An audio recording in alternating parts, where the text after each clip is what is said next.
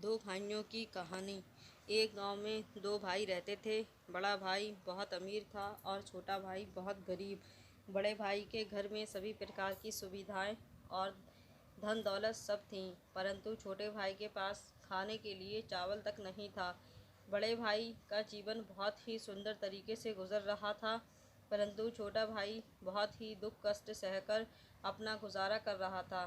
दीपावली का त्यौहार आया। बड़ा भाई अपने परिवार के साथ खुशियां मना रहा था, तो दूसरी तरफ छोटे भाई के घर में खाने तक को कुछ नहीं था। छोटे भाई के बच्चे भूख के मारे रो रहे थे। अपने बच्चों का रोना देखकर छोटे भाई को सहन नहीं हुआ और वह अपने बड़े भाई के घर कुछ अनाज मांगने के लिए चला गया, ताकि उसके बच्चों को भोजन मिल सके।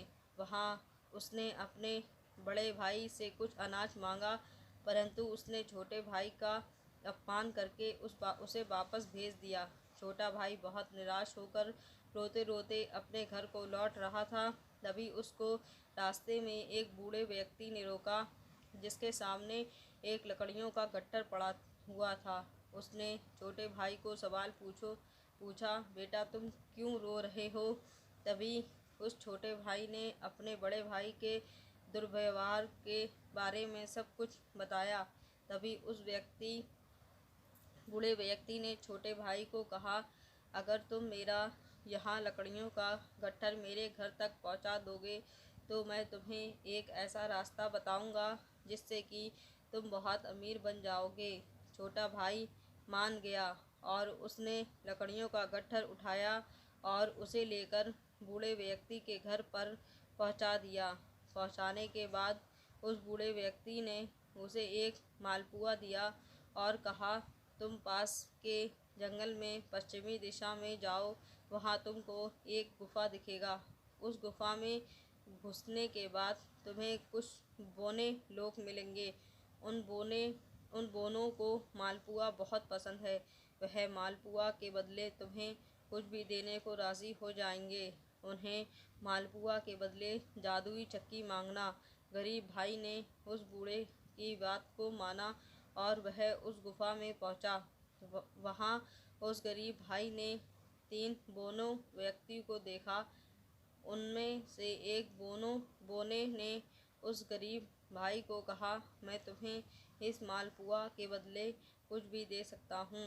तभी उसने जादुई चक्की को उस बोने व्यक्ति से मांगा।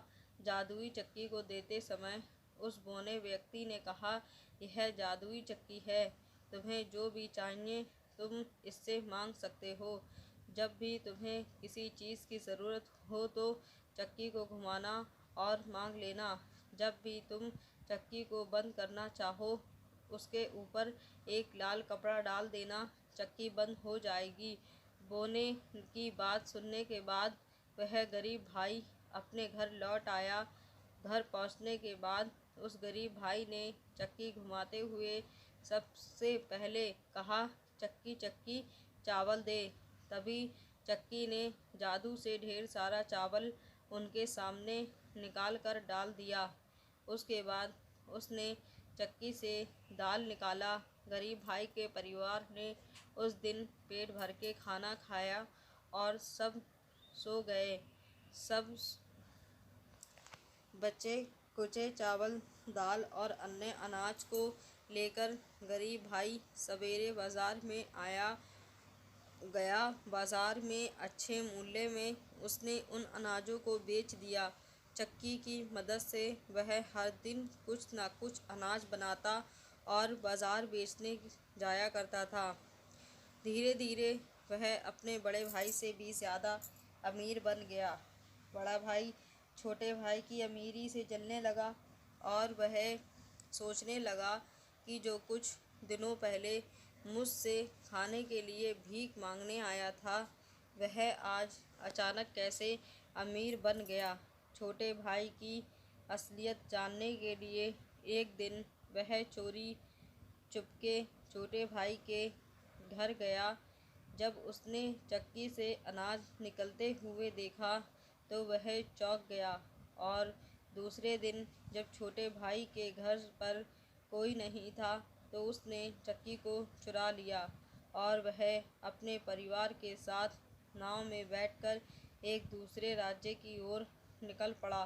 बड़े भाई की पत्नी बहुत चिंतित थी कि आखिर इस साधारण से चक्की में ऐसा क्या है कि मेरा पति पूरा घर बार छोड़कर इस चक्की को लेकर दूसरे देश जाने की सोच रहा है। नाव पर ही पत्नी ने उस चक्की के विषय में पूछा तो उसके पति ने चक्की के विषय में सब कुछ बताया और चक्की को उसी समय घुमाकर आदेश दिया, चक्की चक्की चावल बना।